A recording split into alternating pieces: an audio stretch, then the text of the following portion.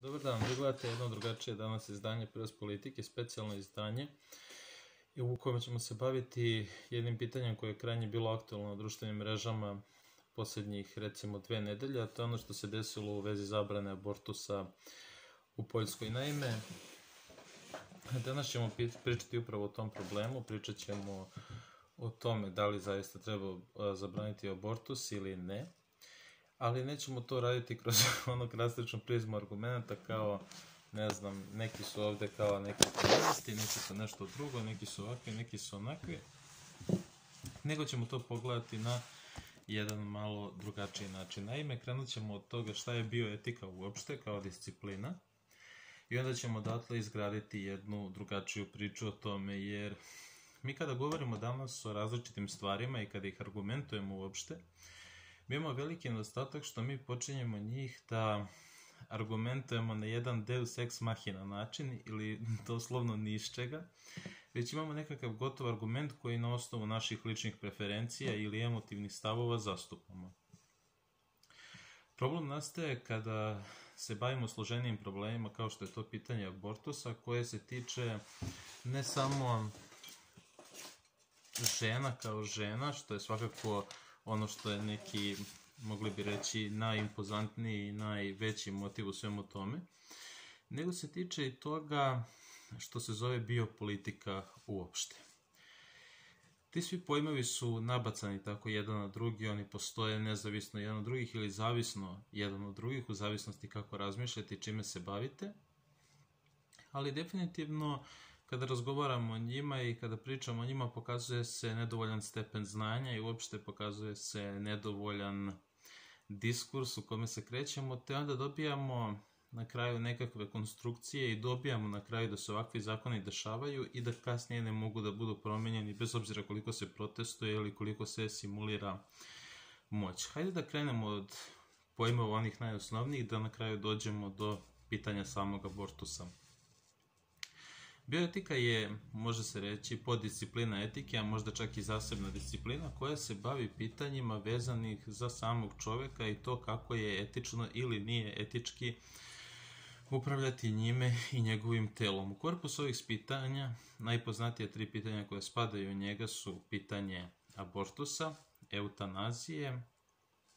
i eugenike, kao i kloniranje, to dodamo 4. i na kraju naravno i ekologije koja je vezana i nije direktno vezana i sklopljena sa samim čovekom na ovakav način. U ovom korpusu pitanja abortus zauzima primarno mesto i zauzima nešto što se tiče svega zato što je on u medicinskoj i sudskoj praksi najzastupljeniji i nekako najopštije mesto bioetike uopšte, zato što eutanazija još uvek klizak teren, iako se danas radi na tome, ne znam sad koja država, zaboravio sam, je proglasila da, na primjer, vi možete, recimo,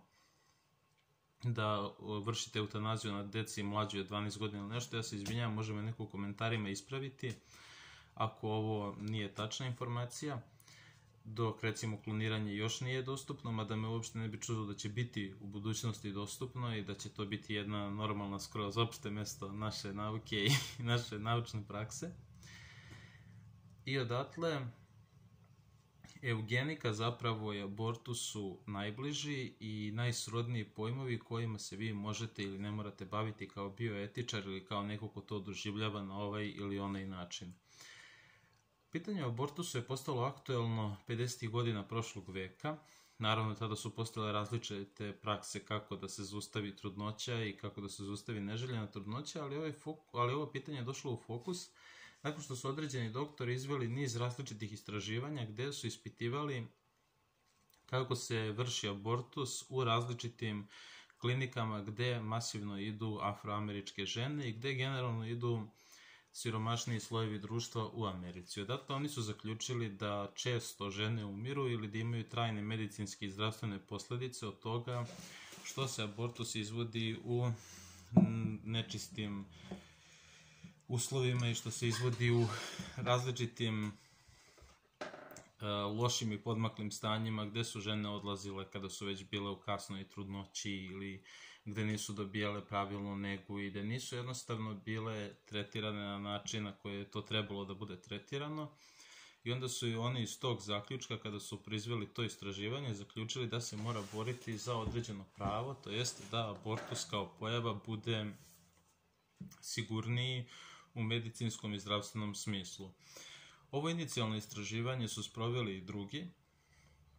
koji su došli do krajnje sličnih rezultata i od tada je to ušlo u žižu javnosti. Međutim, kada se uopšte posmatra abortus, oni su tu doveli i do nekih drugih pitanja, to jeste do drugih načina razmatranja toga da li je on legitiman ili nije, i to na osnovu sledećeg tipa argumentacije i ispitivanja. Prvo pitanje koje se tiče negde ontologije samog čoveka, dakle to kako shvatamo čoveka kao biće, vodilo se oko toga kada čovek zaista postaje čovek, u kom trenutku od oplođenja jajne ćelije do recimo njegovog narastanja u ono što zovemo beba, on zaista postaje čovek i da li ga je u bilo kom od tih perioda zaista u redu odstraniti. Ukoliko uzmemo ovaj argument, taj argument ima tu falinku što je sa različitih pozicija moguće argumentovati to šta je čovek uopšte. Neko koji je prisutan u nekim biologističkim razmišljanjima gde će on sada čoveka posmatrati izrazito kao neki biološki sklop ćelija i nečega što je kao nekakav kontejner, mislim kao nekakav kostur od mesa u koje vi ulivate svest. Onog momenta kada je čovek već začet kao jajna ćelija, on se već može računati kao čovek. Ukoliko u priču ubacite i teologiju, sam čin kopulacija bi se mogao smatrati kao izraz Božijeg duha ukoliko je u službi razmnožavanja, i onda isto se ne smije ubiti stvorenje Božije ili to buduće dete, jer je već na njega spušten duh Božiji, a neko čak tvrdi da mora da prođe 40 dana da bi se stvarno smatralo da je formiran čovjek uopšte i da se to može smatrati ljudskim bićem. Neki drugi smatraju da to uopšte nije slučaj, te da vi možete abortirati to dete, pogotovo dok ono ne prođe određene faze razvoja i ne poprimi oblik deteta i doživi određenu starost u utrobi. I negde za praksu ovako razmišljanje i razmatranje je najpragmatičnije, zato što vi možete uzeti jedan vremenski okvir u kome abortus može da se desi i kada njega odredite, vi onda možete da prosto imate jasna načela po kojima ćete dete odstraniti ili nećete, to jeste to što još nije u potpunosti dete. Međutim, ovakav način razmišljanja je veoma pogodan daljim razmatranjima i daljim prekrajanjima, jer se uvek može menjati na osnovu određenih parametara koji mogu biti različiti od države do države, od zakonodavstva, od razumevanja doktora i tako dalje. Drugi se odnosi na to šta je izričito pravo roditelja u određenoj situaciji kada dete ima deformitet, kada dete neće biti normalno u smislu da neće biti ljudsko biće sa svim svojim funkcionalnim kapacitetima ili će jednostavno biti rođeno sa nekom manom. To što može biti mana opet je veoma podložno raspravi, tu imamo naravno genetske mutacije, imamo određene bolesti, nazadovanja, regresivne pojave i u tom nekom smislu sa stanovišta koje je čisto empatsko, mi možemo reći da naravno da je u redu takvo dete abortirati, da ne treba da se muči kroz život i da prosto treba da otklonimo tu mogućnost da ne samo što će njemu biti teško,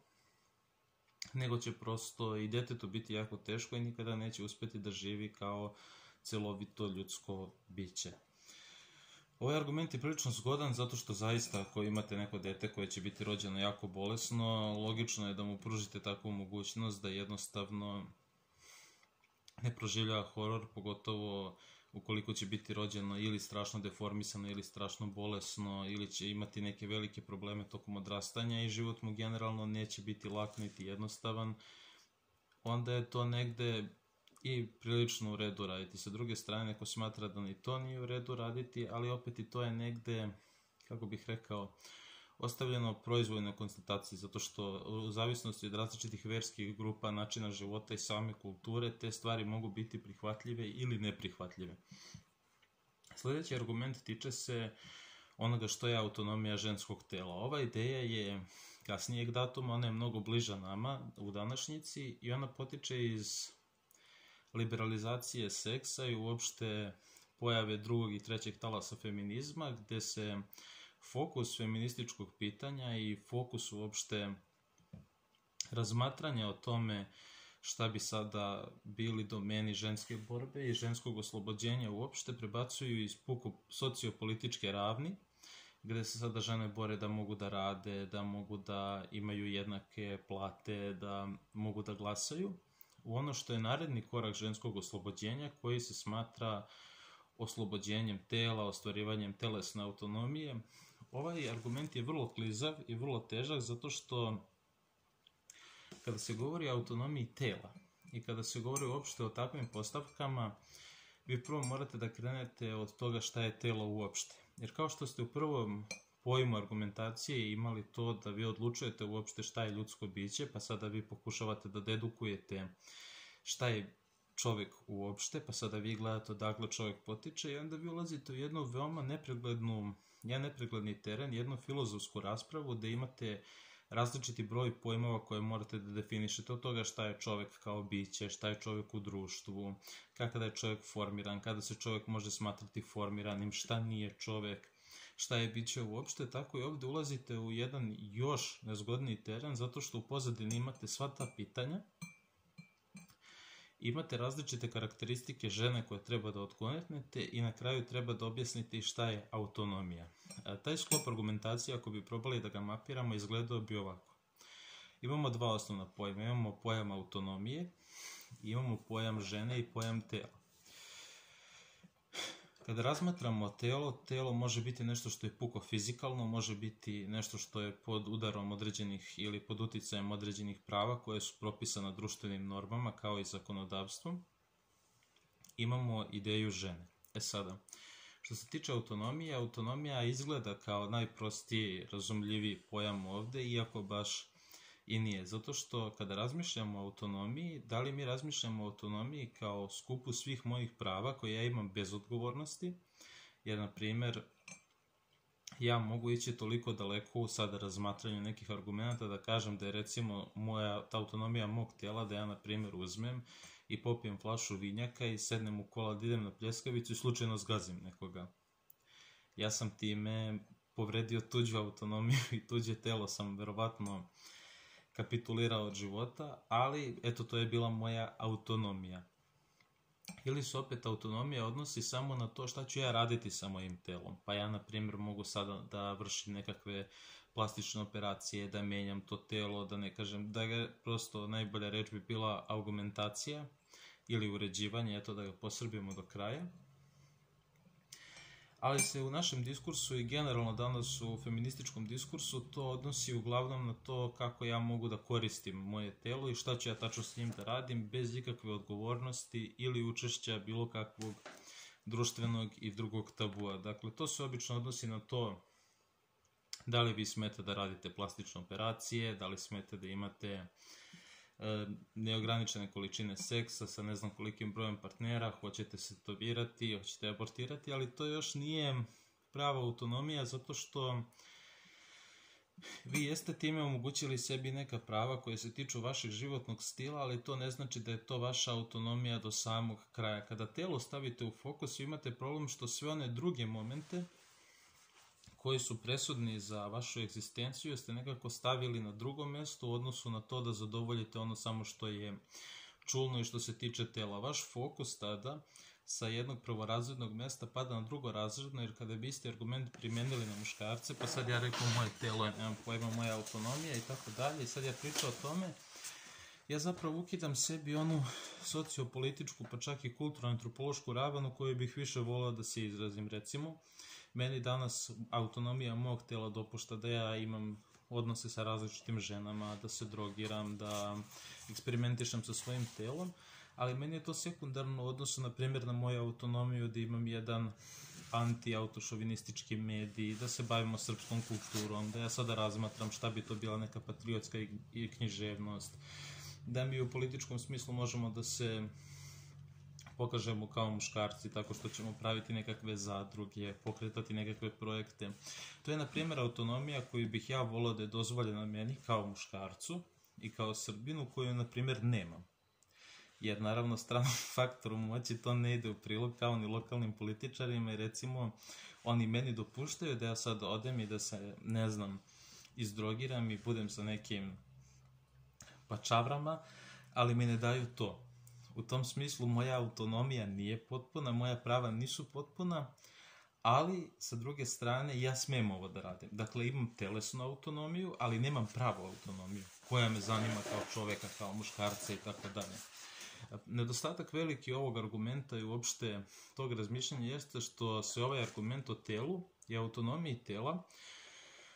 uvek stavlja kao prvorazredno politički argument, iako to zapravo nije, zato što se tiče samo uživanja žene ili njenih najužih potreba u odnosu na to da se žena stvarno ostvari kao političko biće.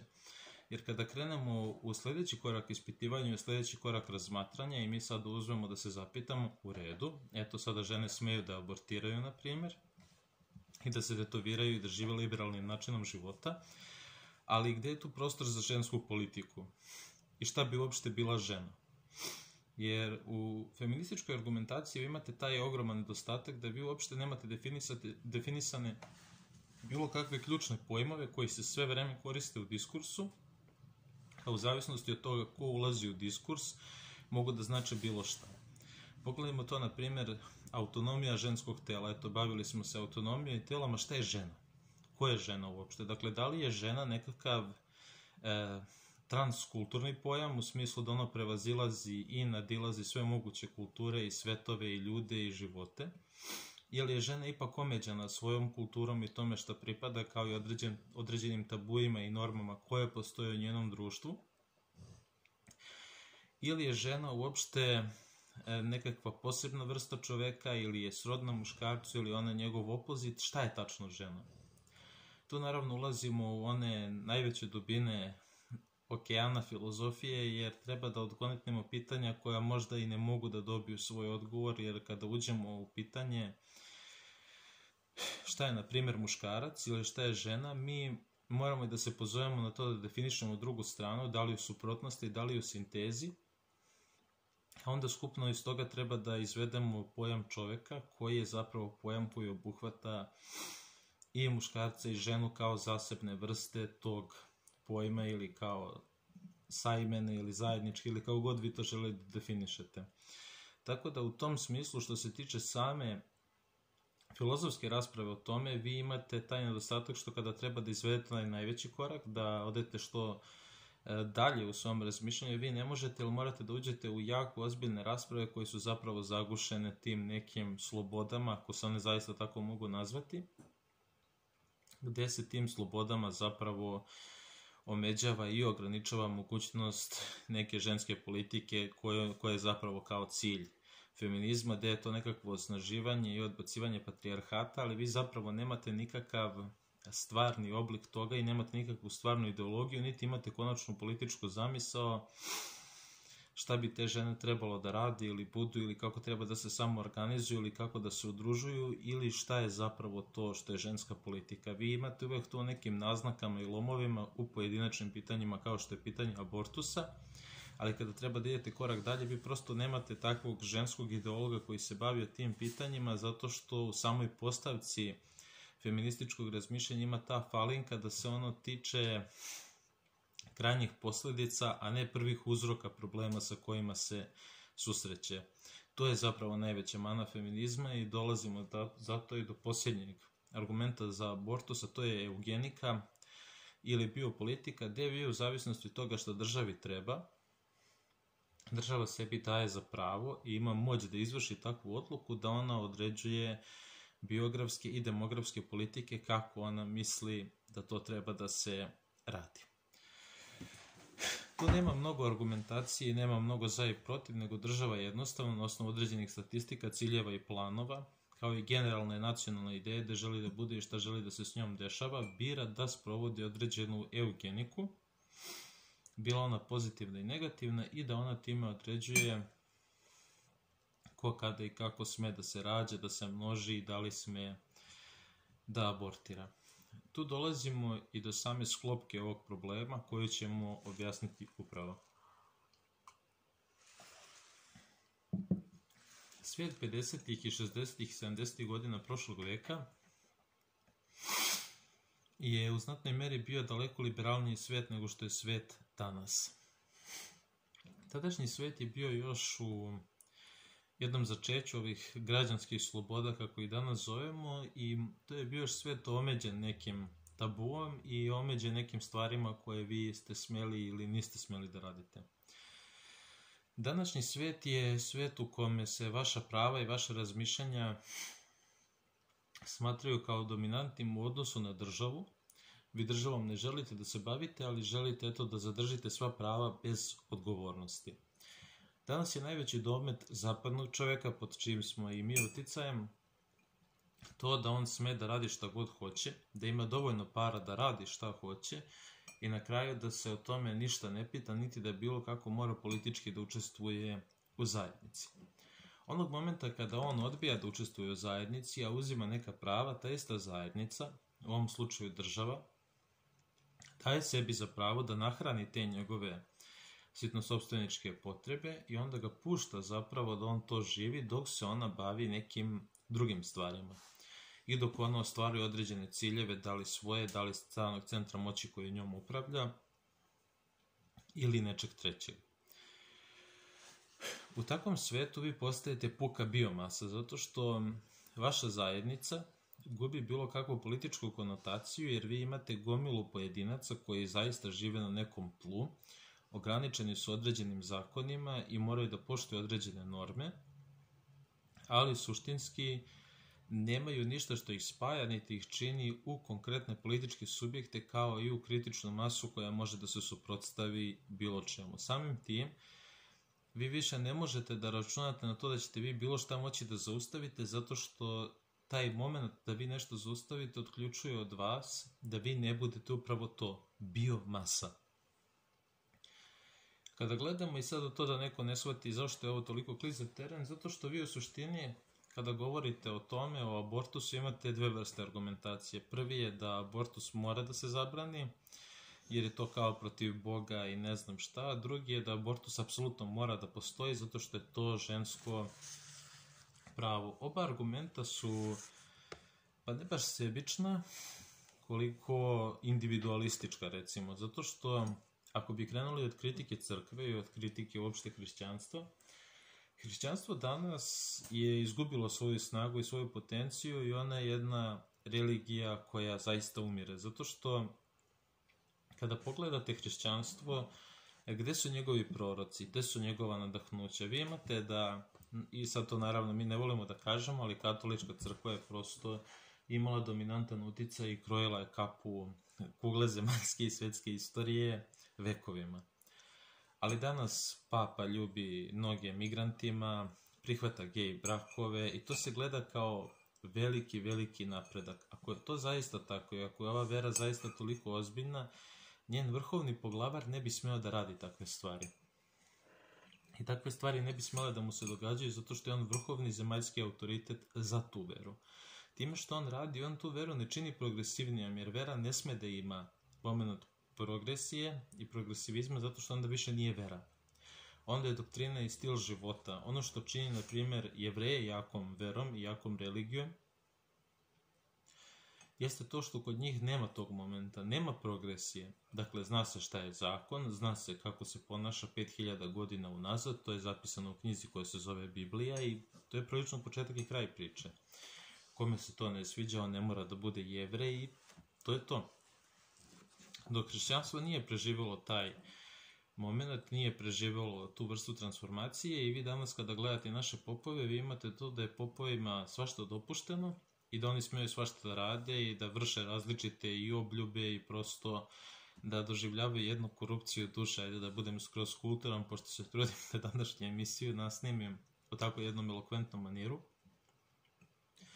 I vi onda dobijate ljude koji su poluurbaniti, polu neki potrošački tipovi, ali bi malo i da veruju u Boga. Problem sa verom u Boga i problem sa tim pitanjima jeste što kod nas, ajde u Poljskoj baš i ne znam kako je skroz do kraja, a sumnjam i da ovi veliki komentatori ovog problema također znaju, Problem sa crkvom je što je moment njene kompromitacije davno prošao. Taj moment se za nju završio već pre 100 i više godina. I onda da crkva nešto brani, pogotovo u Srbiji, da imate tolike lezbijke otvoreno, da imate otvoreno gej premijera, to je prosto nerealno, zato što naša crkva odavno nije ta crkva kakva mi želimo da budemo. Ona je te kvalitete duhovne i nekakav autoritet da bude ovom narodu, odavno to prestalo da bude. Što je najgore od svega,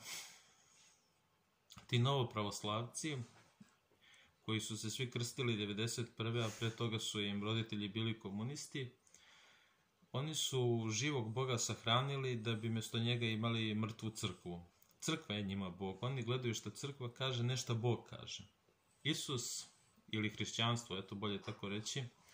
ima svoju filozofiju zapisanu u Novom Zavetu, kao i u potonjim razmišljanjima brojnih teologa i brojnih mislioca koji su se ovom temom izlišno bavili tokom 1000 godina. Ko će to da čita? Samo budale.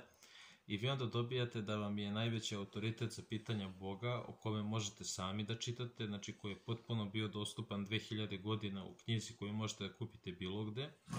i na načelima koje sami možete da razvijate. Vama je za to mjesto sami da imate nekakvu spoznaju vere, mnogo veći autoritet, nekakva crkva i pop koji vozi džip. Neko to može da opravda, ali ja mislim da u hrišćanstvu lepo piše: nemaj imanja zemaljskoga i ne sakupljaj blaga, jer ih ne možeš poneti na onaj svet. A eto, pop mora da ima i kuću na 3 sprata, mora da ima i džip i mora da ima ljubavnicu. Možda iz njegove Biblije bila iščupana ta stranica, ja ne znam, ali meni se njegovo ponašanje ne čini baš hrišćanskim. Dakle,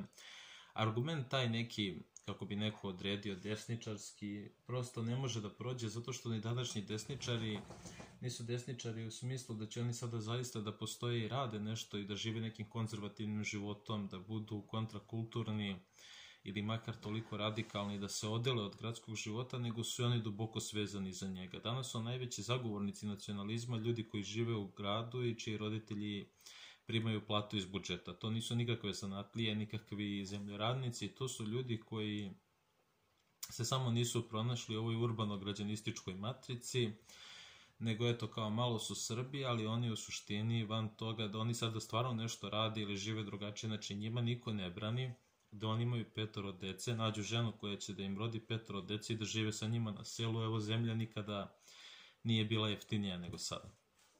Ali oni su i dalje u gradovima i mahom nemaju dece ili imaju 1 dete i misle da će na nekom Novom Beogradu naći srpstvo. To tradicionalno u kome sanjaju sa zemljoradnjom i poljem i ženom u narodnoj nošnji dok noše šajkaču, jeli, i gledaju dole sa 7. sprata. Oni su toliko stvarna pretnja feministkinjama, ali ajde.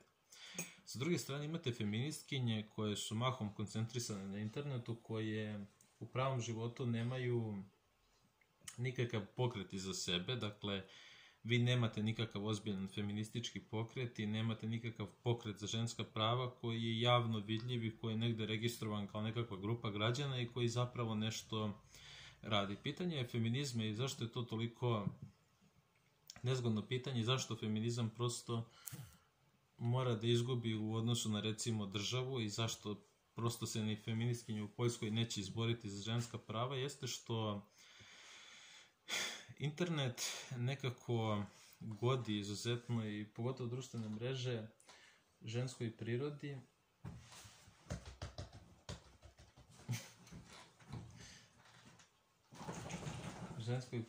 koja ima tu neku potrebu i tu neku želju da stalno se grupira i da prosto nalazi sebi srodna mišljenja i da gradi sebe u nekim tim krugovima. U stvari, vi kada gledate to ponašanje, ono nema nikakvu smislenu, konačnu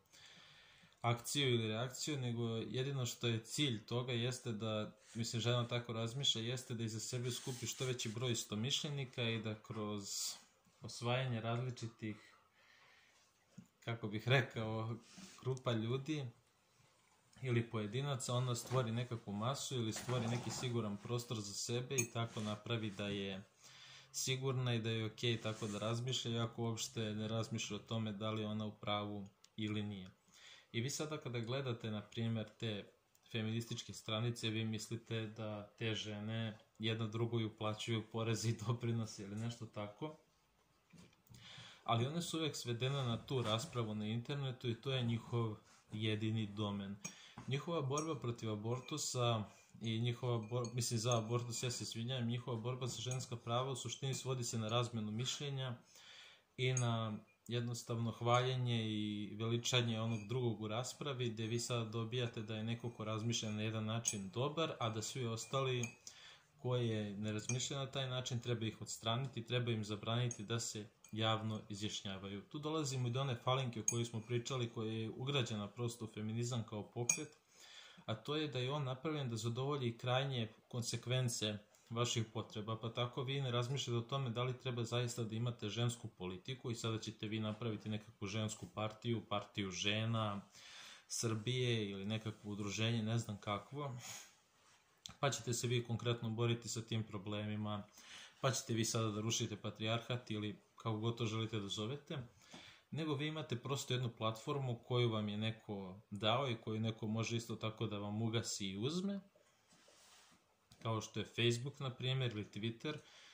i vi od toga ne možete da mrtnete zato što kada treba da se bavite politikom u stvarnom životu, vi nailazite na veliku prepreku, jer žene sa kojima morate da sarađujete i sa kojima morate da delite interese su iste žene kao što su te, a one se nalaze u gradu i žive na urbanitski način života. Postoji jedan veći skup žena koji živi van Beograda i van Novog Sada ili koje mogu živjeti u tim gradovima, ali jednostavno one nisu došle na toliku platnu moć i nemaju tolika primanja da nam mogu da razumeju probleme tih žena. Jedna žena koja dolazi iz provincije ili koja je prosto siromašnija, za nju je brak i rađanje dece i izostanak abortusa potpuno normalna stvar, zato što ona u svom životu nije doživjela toliko nekakvih, ajde da kažemo, iskustava, pa da ona sada putuje, da se ona interesuje za to, i njen život je više orijentisan od toga da će imati 8-časovno radno vreme u nekakvoj fabrici ili u nekakvim uslužnim delatnostima, da će imati nisku platnu moć, njoj će biti veliki domet da ode, na primjer, na letovanje ili tako da nekad priušti sebi nešto, i njoj je prirodno da nađe nekakvog muškarca sa kojim će prosto deliti teret života.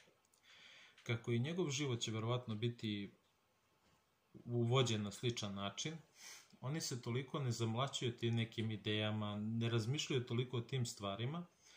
i prosto žive po nekakvoj biologiji, biološkoj potrebi, te im je mnogo velika stvar da nabave neki stan, da možda kupe neku nekretninu, da imaju 2-3 dece ili jedno dete, nebitno je,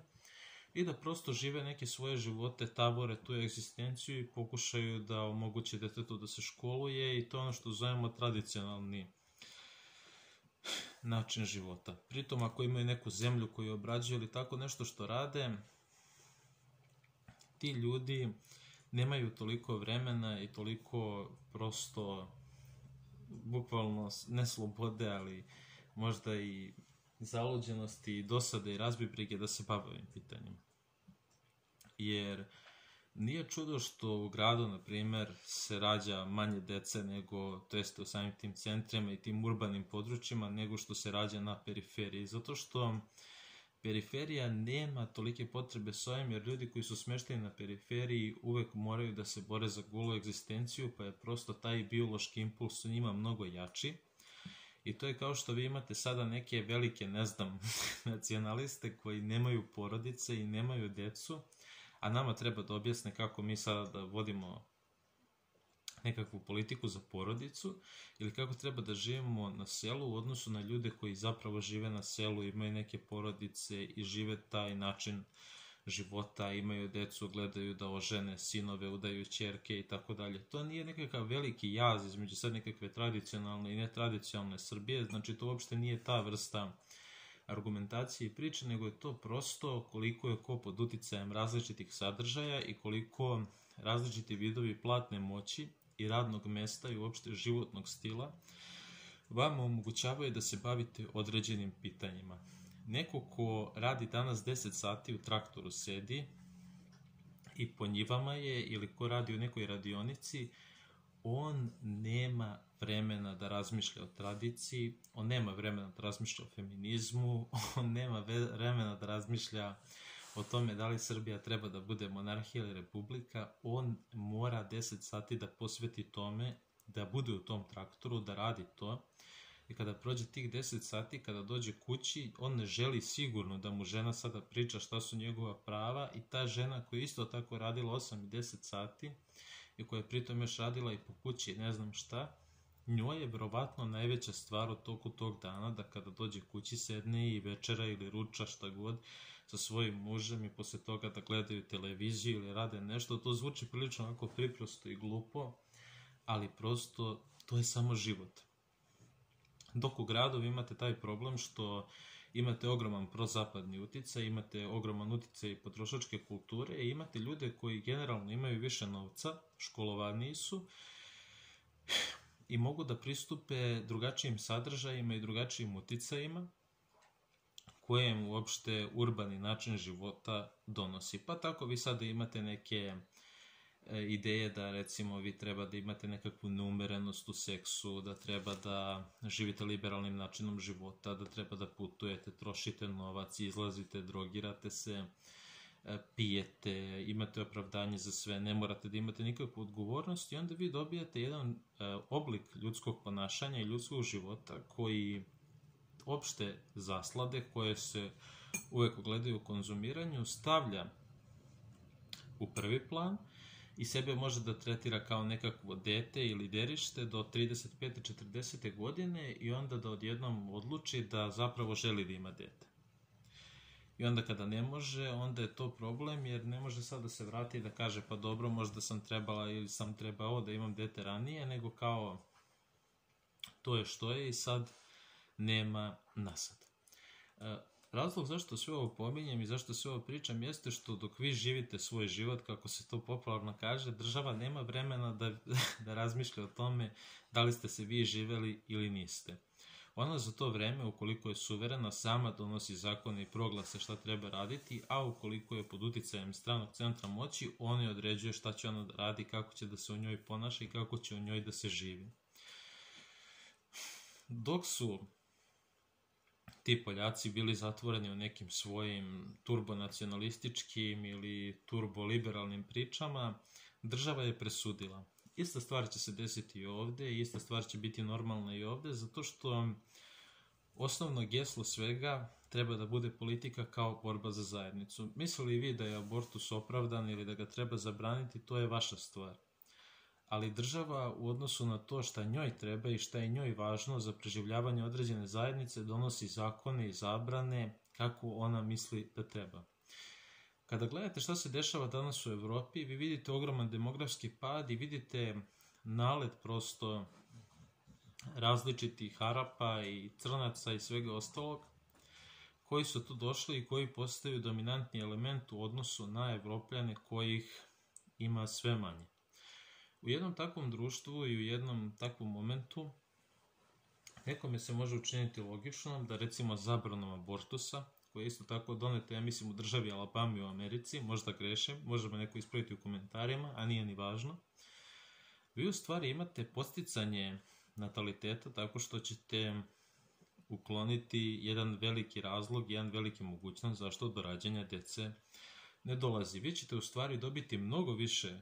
nekakvih Poljaka ili Amerikanaca i sutra,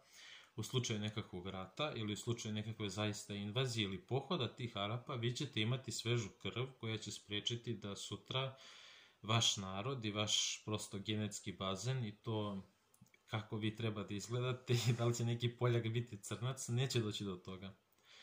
Nekome se to može činiti kao nešto nazadno, kao protivno ljudskim pravima, kao ovom, kao onom, ali tu dolazimo i do konačnog pitanja. Da li ja zaista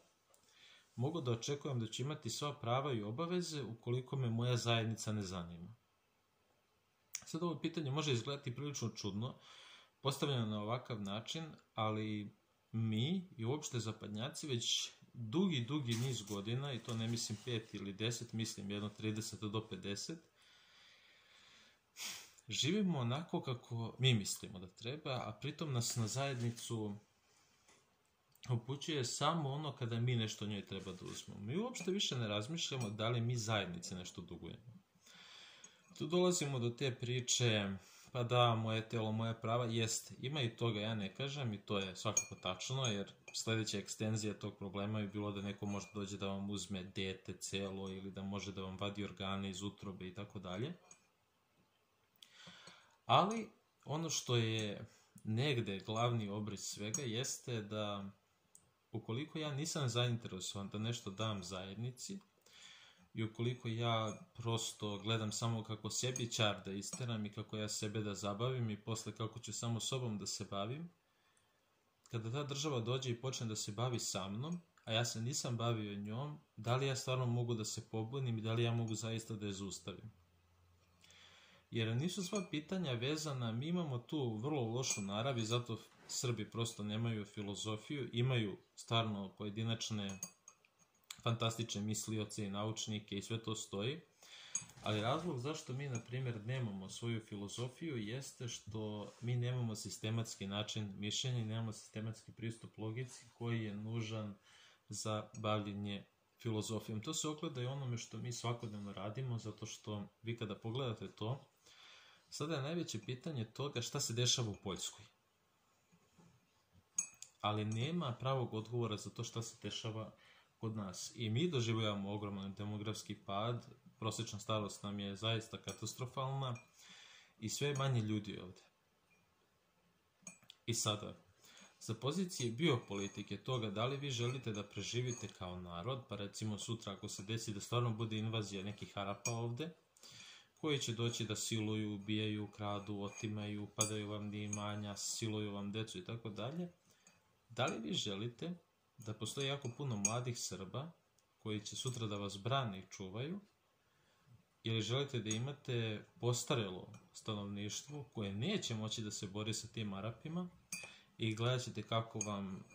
bukvalno ćerke žene Ahmedi, Mohamedi i tako neki likovi. To su vrlo ozbiljna pitanja i koliko god mi pokušavali sa stanovišta autonomnih ljudskih prava i prava tela i sličnih konstatacija, misalnih konstrukcija da odgovaramo na njih, kada već zađemo u to pitanje, mi možemo da vidimo, na primjer, da u Francuskoj, recimo, i u određenim delovima Nemačke i Švajcarske, to se već desilo. Naime, vi već imate određene mesta i gradove i delova gradova gde je šerijetski zakon prošao. I gde se jednostavno živi po šerijatu, gde su žene obučene kao bule, gde se prosto taj način života praktikuje. I sad to, kada neko kaže to su liberalnije, bolje zemlje od naše, imaju veće životni... Sve to istina. Sve to istina, da, oni imaju više prava i veći životni standard, ali vi kada uđete u takav kraj, i ako niste obučeni kako treba, vi ćete biti silovani. Ako uđete kao nevernik, možda ćete biti, ja se izvinjam, ubijeni. I sada, naravno, ta Francuska je poznata po svojoj liberalnosti, ali ona više nije toliko liberalna. Eto, neki profesor je uzeo da kritikuje, na primjer, određene događaje u skorijoj francuskoj istoriji i oni su mu odsekli glavu. Prosječan Francuz je smanjio svoj demografski priraštaj,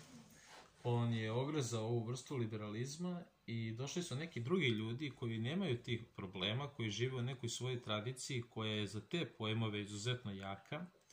i oni polako preuzimaju Francusku. Njihov način života postaje dominantan i taj abortus će na kraju i ta sva prava koje oni imaju će biti potisnuta. Kada se neko bude okrenuo za 30 godina od sada, kada ubijanje belaca po Francuskoj bude potpuno normalna stvar, kada Francuska bude ličila na Jugoslaviju 90-ih, kada se to bude dešavalo širom Evrope, kada pored katastrofalnih ekonomskih situacija širom sveta bude nastala i rasna tenzija, kada vi budete morali da mobilišete sve te ljude koji su duboko ogrezli u liberalizam, u potrošačko društvo, u lične slobode, kada ih budete suprotstavili s Arapima koji će želeti da prosto vladaju nad vama, da se množe i prosto razmnožavaju tu, koji nemaju tih problema, vi ćete imati jednu jako neprijatnu situaciju, jer kad se budete pozvali na sva ta silna prava, njih neće biti briga za to. I posle sav taj individualizam i sve te lične slobode će izgledati toliko daleko kada odjednom budete morali da hodate obučeni kao bula. Da se to ne bi desilo i da se prosto takve stvari ne bi dešavale, vi morate da donesete takve drastične mere, jer prosto će prirodni priraštaj sa zabranom abortusa znatno da poraste. Vi ćete od toga moći da oblikujete nove radnike, nećete morati da uvozite radnu snagu i imat ćete priliku da nastavite da praktikujete svoj način života i svoju zajednicu onako kako vi mislite da treba. Nama naravno je ovakva ideja daleko od svesti, mi ovo uopšte ne razumemo i mi sve to gledamo kroz naša lična prava. Dakle, da se sada vratimo na početak priče. Dakle, da li treba dozvoliti abortus? U nekim situacijama svakako da da. Dakle, kao posledicu silovanja, apsolutno. Kada dete će biti rođeno sa deformitetom ili sa nekom vrstom retardacije ili bolesti, apsolutno. Ali da li ga treba ograničiti? Da. Zato što ovim demografskim trendom i ovim načinom razmišljanja naš narod neće preživjeti ovo. I mi ćemo sutra moći da imamo na svojim grobovima epitafe kako smo bili prilično slobodni i sve, ali kada nam sutra našu decu budu zamenila neka crna deca koja su prosto islamske veroispovesti, čiji će jezik biti arapski i koji će ovde graditi svoje džamije, a oni malobrojni koji budu proživjeli, budu bili potlačeni od strane njih, kada oni budu gledali na to što su im radili deda i baba, neće biti uopšte prijatno, jer niko neće moći da vam objasni da li je zaista vaše lično pravo i vaše lično ponašanje bilo bitnije od ove zemlje.